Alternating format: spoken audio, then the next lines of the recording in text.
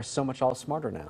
That we are. We've moved forward. Chance of soggy weather tonight, huh? Wild soggy weather. Yeah, for some of us, primarily up in elevation, have the better chance to see some of those thunderstorms. But even those of us along our rivers here in the valley locations, seeing those dark storm clouds close in. This is a live look over Ridgefield right now in southwest Washington.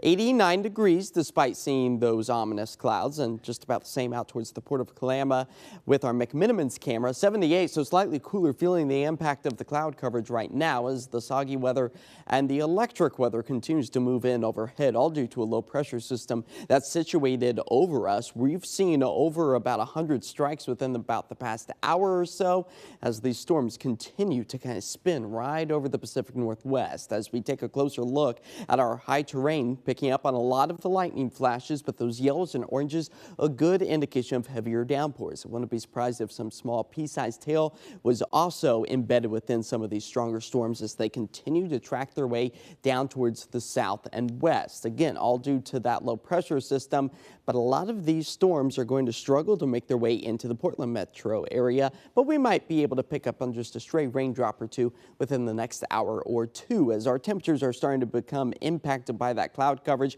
Still holding steady though at about 91 degrees out of PDX, 90 at Vancouver. The rest of us hanging close to about 90 degrees, if not in towards the upper 80s, as the number of 90+ degree days are already starting to fill up in the bank by about 4 days. The average for the entirety of the summer is 13 days at or above 90 degrees, and we've yet to see any 100-degree days thus far, but boy, we're not even into the summer months just yet. It's still spring as a ridge of high pressure makes it feel like summer over much of the western half of the country. And the only cool spot is this cutoff low pressure system down towards the south and west of us. But with this blocking pattern, it struggles to move from west to east. So the heat, it does continue well into the middle of the work week. But as far as the thunderstorms go, let's time them all out for you. Can kind of see by 9 o'clock they fizzle out over the high terrain, and just the same for the I-5 corridor as we get a nice northerly breeze. Temperatures tonight falling back into the 50s in many cases, just in time for sunrise, where the bright blue sunny skies will once again return.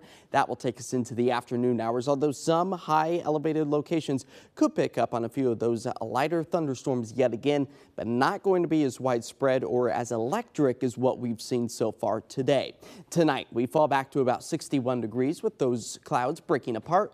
Tomorrow, plenty of sunshine to go around and slightly cooler. Yes, 87 will be much cooler than what we've seen over the past several days with a nice northwest wind at about 3 to 5 miles per hour.